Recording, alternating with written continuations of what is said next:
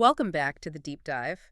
I am so incredibly glad you are here with us today because we are about to wade into some truly fascinating waters. And I mean that literally and metaphorically. Oh, yeah, we definitely are. Right. Today we are stripping back the layers of reality to look at the nature of creativity, the hidden structure of the human psyche, and what happens when a multi-dimensional entity decides to act as your literary agent. It is a totally unique intersection, isn't it? Usually when we talk about high strangeness or, channeled material, it's Yeah. very abstract. Oh, absolutely. It's all about the cosmos and the soul and, floating through the ether. Right, exactly. But today, Huh. we are zooming in on a very specific moment in time where that high philosophy collides head-on with the practical, stressful, coffee-fueled realities of the publishing industry. Which is a collision I think literally anyone who has ever tried to create something can relate to. It's that classic struggle between the art and the business. Oh, yeah. But before we slip into the trance state here, I do need to set the stage with a little housekeeping. We have a specific vibe we are going for today. We want this to be relaxed, maybe a little mysterious, perhaps a tiny bit chilling, but definitely humorous. Because we are exploring the unknown, but we are doing it with a smile. We are explorers, not funeral directors. Ah, exactly.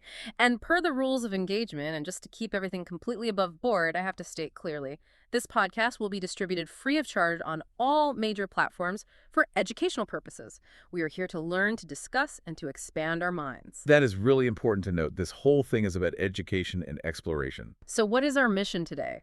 If you are a veteran of the deep dive, you know the drill. We take a stack of sources, articles, transcripts, notes, scribbles on napkins, and we filter out the noise to find the signal.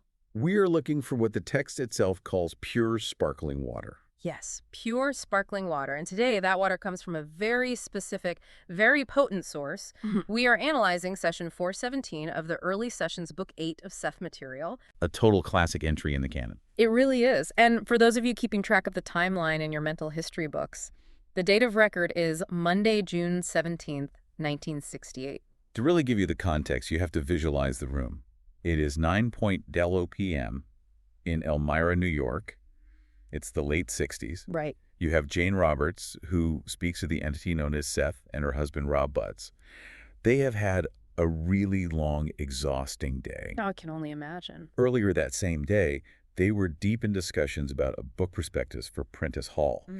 They're trying to figure out how to package this incredible, strange material they have been receiving into a book format. Something the general public can actually digest without thinking they have entirely lost their mind. Exactly. Just picture that dynamic. They are stressed about logistics.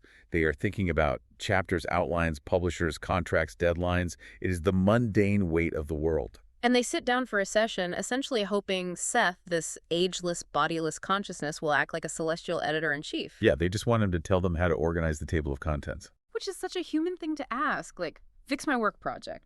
Tell me what to do so I can get this publisher off my back. But as often happens with Seth, they get the answer they need, but not the answer they expected. Not at all. Instead of just a bulleted list of chapter titles, they get a complete masterclass on how consciousness flows through the human personality. It really is a be careful what you ask for moment, but in the absolute best way possible. They asked for a map, and he gave them a geology lesson on how the land was formed in the first place. That is a great way to put it. And before we really dive in, we have to give credit where it is absolutely due.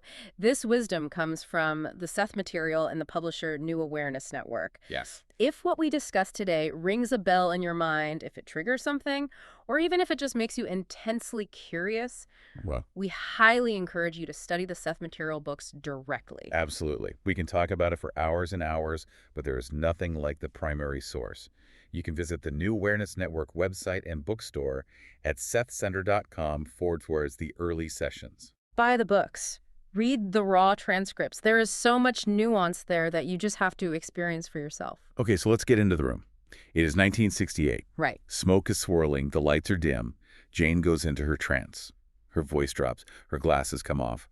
Rob has his pen ready, hovering over the notebook. They want to talk about the book deal, but Seth starts talking about a stream.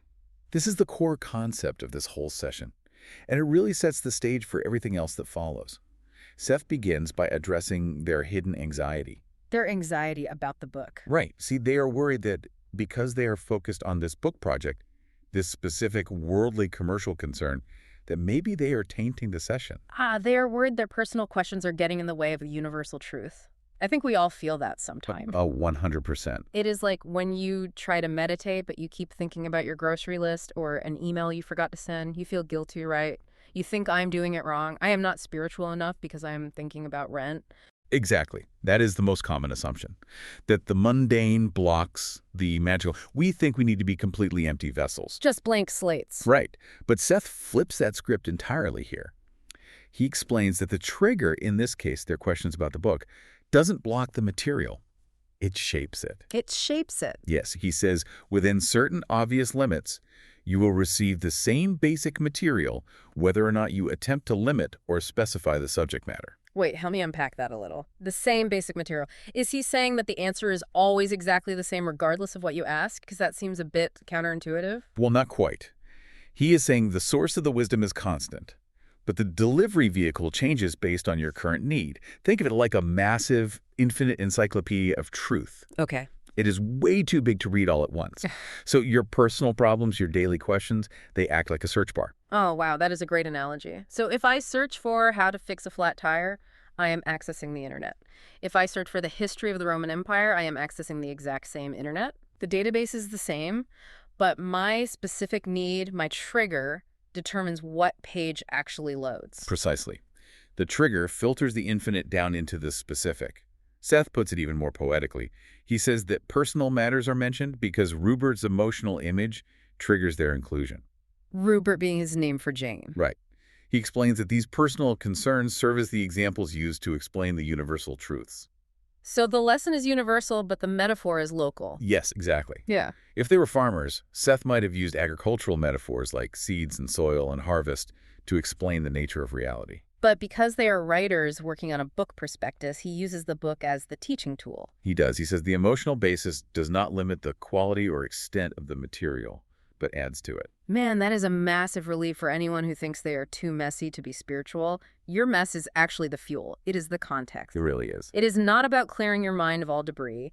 It is about using the debris to understand the flow. It validates our daily lives as part of the spiritual process, not a distraction from it. And speaking of flow, Seth then moves into this beautiful extended metaphor of a river or a stream. It is one of the most vivid visual descriptions in the early sessions, and it is meant to explain exactly how this entire channeling process works. I love this part so much. It is so cinematic. Let's break it down for the listener because there are 4 distinct components to this picture he paints. It is like he is painting a landscape right there for them. He really is. So first you have the water itself. This is the material, the knowledge, the energy. It is fluid. It is moving. It is the substance of the communication. It is the raw data of the universe. Exactly. Okay, so the water is the truth, pure information. But water needs somewhere to go, right? It needs a container. What about the riverbanks? This is where it gets psychologically so interesting. The banks are Rob and Jane's personalities. Seth says your personalities in a symbol now form the two banks of the stream through which the material flows. That is profound, seriously profound. Usually in spiritual circles, the personality or the ego is seen as the ultimate enemy. Oh, constantly. You hear it all the time. You are supposed to dissolve the ego, transcend the self to get to the truth. But here Seth is saying the personality is the container. Right. Without the banks, the water would just be a swamp. Exactly. It would just pool up. It wouldn't have any direction. It wouldn't flow somewhere.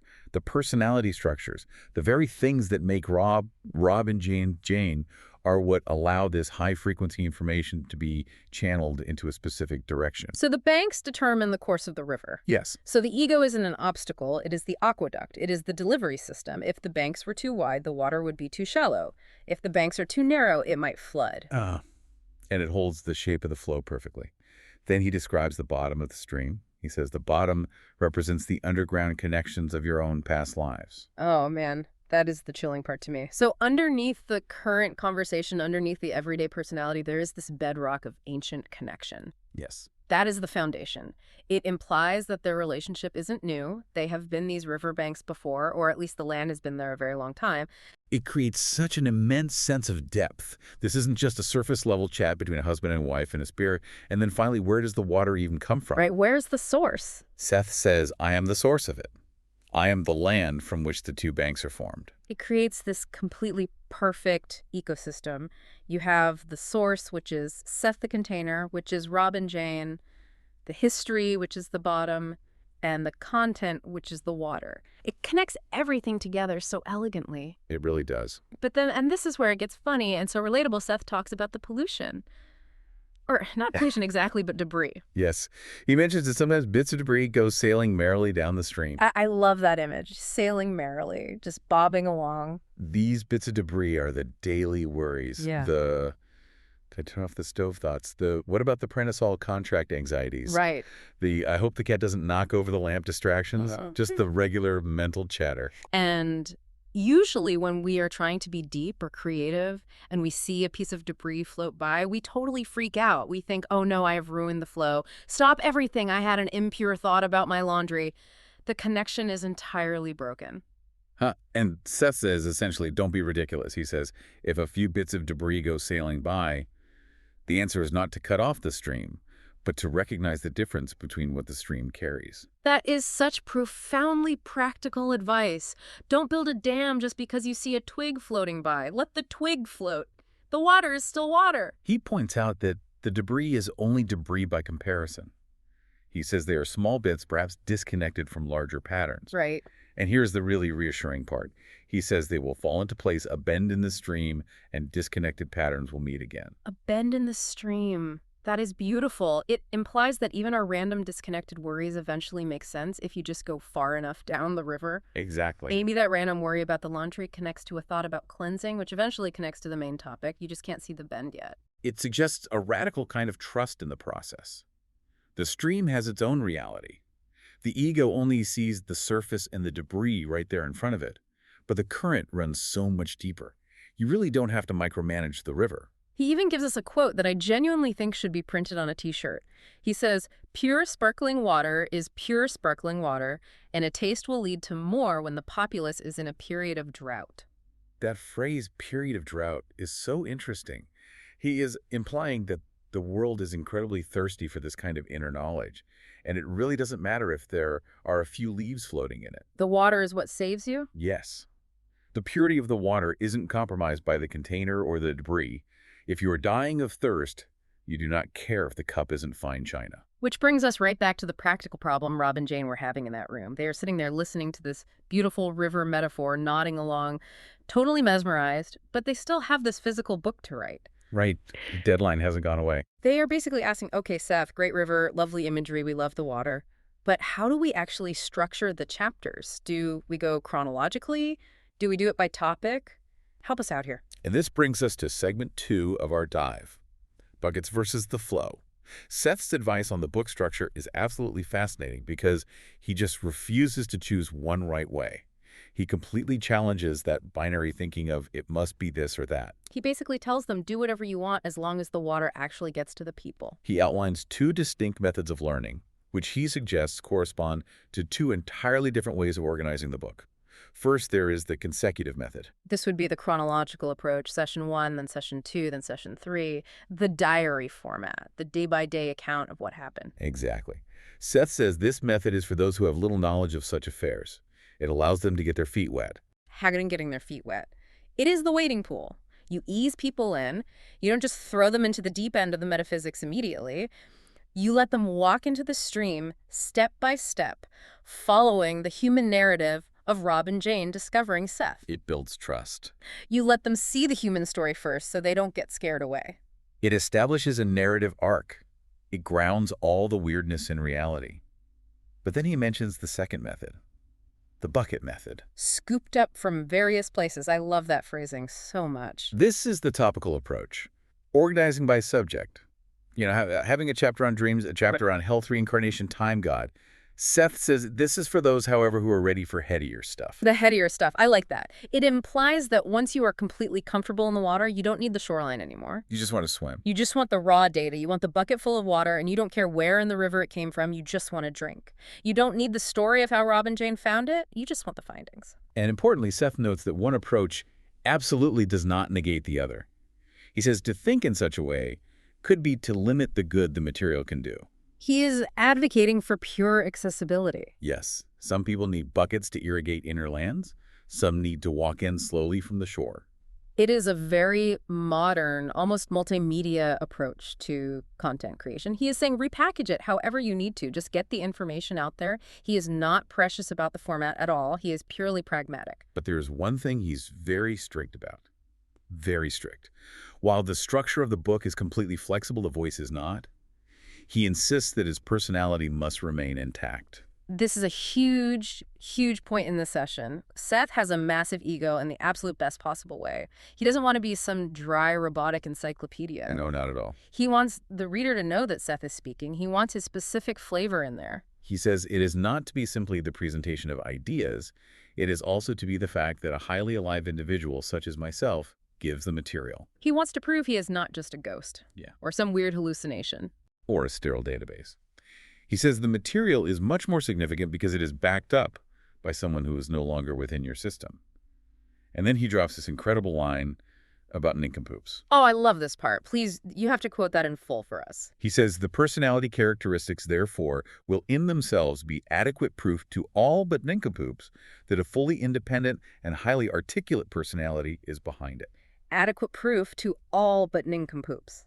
You have to love an omniscient, multidimensional entity that uses the word nincompoop. It is so human, or almost delightfully antiquated. But it serves a really vital function. He points out that his humor, his distinct turn of phrase, is exactly what separates this from long, white-gowned, spiritualistic connotations. He is aggressively trying to distance himself from the spooky Victorian seance vibe. You know, the, ooh, I'm the spirit of the beyond stuff. Exactly. He is not moaning and rattling chains in a dark room. He's cracking jokes. He is calling people nincompoops. He is a highly alive individual. He wants to be relatable. He wants to be seen as a person, just a person without a physical body. And this leads to a really deep philosophical point Seth makes about the nature of knowledge itself. He directly compares himself to Edgar Cayce's source. For those who might not know, Edgar Cayce was the famous sleeping prophet of the early 20th century, a really big deal in the metaphysical world. Right. Cayce would go into a trance and give these incredible medical and historical readings. Huh? But Cayce himself didn't know where it came from, really. It just seemed to come from a vast library or a cloud of data. He called it the source, but it was completely impersonal. And Seth basically says, yeah, that is not how it works. Seth claims that Cayce's source was a pyramid gestalt personality, a massive consciousness. But it was so alien, so entirely different from human consciousness that Cayce couldn't perceive it as a person. He just perceived the data. Yes. He couldn't shake hands with it. Yes, he couldn't shake hands with it, so to speak. It was like downloading a file from a server with absolutely no user interface, just raw code. You get the info, but you don't know who sent it and you can't talk to them. Exactly. But Seth says knowledge does not exist independently of the one who knows. You cannot have an idea without a thinker.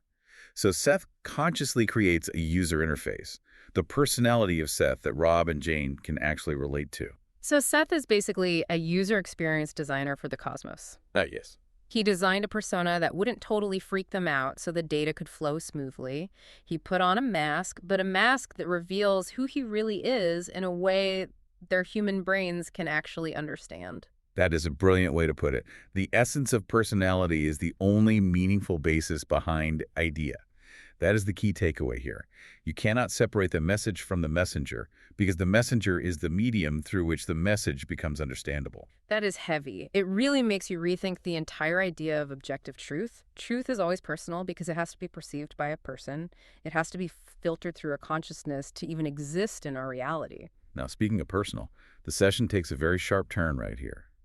We move from the metaphysics of books and riverbanks to the psychology of the actual people writing them. We are entering segment 3, the psychology of creativity. Yes. This is where we get into the true crime or maybe relationship therapy part of the deep dive. Seth puts Rob and Jane right on the couch, and honestly, it gets a little intense. It is a fascinating dissection of their marriage and their creative partnership, and it's surprisingly candid. He does not hold back one bit.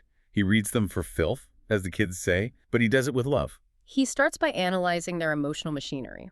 He describes Rob, the husband, the scribe, the one actively asking about the book, as someone with repressed emotionalism. Rob had a deep fear of emotion stemming from his early life. He actively sought solitude. He wanted to be the lone artist, unbothered by the messy, unpredictable feelings of others. He wanted to be locked in his studio painting, safe from the absolute chaos of human interaction. And then you have Jane. Jane is described as emotionally spontaneous. She desperately seeks support. She needs that external validation and connection to survive. She burns bright and fast. She wears her heart entirely on her sleeve. So you have the classic opposites attract scenario. The stoic and the firecracker. The hermit and the socialite. But Seth explains it is not just about attraction, it is about fuel. He explains a mechanism where Rob needs to actualize his emotions toward Jane to unlock his own artistic ability. And what does that actually mean, actualize his emotions? Because that sounds very clinical. It means Rob naturally tends to bottle things up. If he stays in that completely bottled up state, his art suffers. His paintings become rigid and lifeless. He needs to direct his emotion outward toward Jane. He uses her as a symbol of the world. Exactly. By loving her, by reacting to her, even by being annoyed by her or fighting with her, he learns how to react to the world at large, and that unlocks his painting. So Jane is like the lightning rod for his feelings. She draws the lightning out of him so he doesn't explode internally. She gives him a safe, designated target for his emotions. And vice versa. They drink an emotional refreshment from each other. It is a perfect symbiotic loop. Seth says you both drink it in and it sustains you. It is used in your work. But like any high-performance engine, if the timing belt is off, the whole thing explodes. That is the danger of desynchronization. Seth warns them very specifically about this. If one person needs refreshment, if they need attention, need love, and the other is withdrawn or locked in solitude mode, resentment builds instantly. It is the absolute classic marital fight. I need a hug versus I need space. Precisely. And here is where we get a truly chilling detail about Jane's past. Seth explains why Jane is so intensely demanding of Rob's attention. It is not just her quirky personality, it is trauma. This is the part that really struck me when reviewing the session. It is genuinely sad. Yes, he heavily contrasts their childhoods. Rob sought solitude within a family that was annoying perhaps, but ultimately supportive. He knew the safety net was always there, even if he didn't want to use it. Right. He could afford to be a loner because he fundamentally knew he was loved and safe. But Jane. Seth says Rupert in this life also was alone without that supportive framework. The framework about him as a child was not supportive, but threatening. Threatening. That is a very strong, chilling word to use for a child at home. It entirely explains her deep-seated anxiety. Seth says in the beginning he was terrified lest it be taken away. She was terrified that her partnership with Rob, her very first real safety, her first real home, would just vanish. She thought the rug would be pulled out from under her at any moment. That breaks your heart a little. It makes total sense why she would be so intense about the connection. She is gripping it because she thinks it might disappear if she lets go for a second. She is holding on for dear life. But Seth, always the master synthesizer, shows how this trauma actually functions as a creative engine for both of them. He says Jane's emotional demands are a spur to Rob's development. She forces him to come out of his show. She don't let him just hide in his cave forever. And Rob's resistance. Rob's resistance is a spur to Jane. His intellectual breaks keep her from plunging too deeply into realities she just can't handle. She is a psychic rocket ship, and he is ground control. Yes. If she went too far too fast, she might burn out completely. He keeps her tethered safely to the earth. So they balance each other out perfectly. Her fire warms him up, his ice cools her down. It is a highly functional dysfunction. Spontaneity versus intellectual breaks. It is a dynamic tension that literally allows the Seth material to exist in the first place. If Jane were too grounded, she couldn't channel the material. If Rob were too flighty, he couldn't record and organize it logically. It is the Riverbanks again. Exactly. Rob and Jane are the banks. One bank might be steep and rocky, which is Rob. The other might be soft and grassy, which is Jane. But together they hold the stream. The stream absolutely needs both sides to flow. That is a perfect callback to the earlier metaphor. It really shows that Seth isn't just rambling on these metaphors connect beautifully. The psychology absolutely supports the metaphysics. The marriage supports the channeling. Which brings us to the very end of the session and segment 4, humor and prophecy. The whole vibe in the room just changes here. The lecture is over. They have had the river talk, the book talk, the intense therapy session. They're probably absolutely exhausted. And how does this multidimensional master of esoteric wisdom sign off for the night? He says, now I have given you what you wanted, and I will end the session like old King Cole. A merry old soul was he. Oh, King Cole. Just imagine the scene.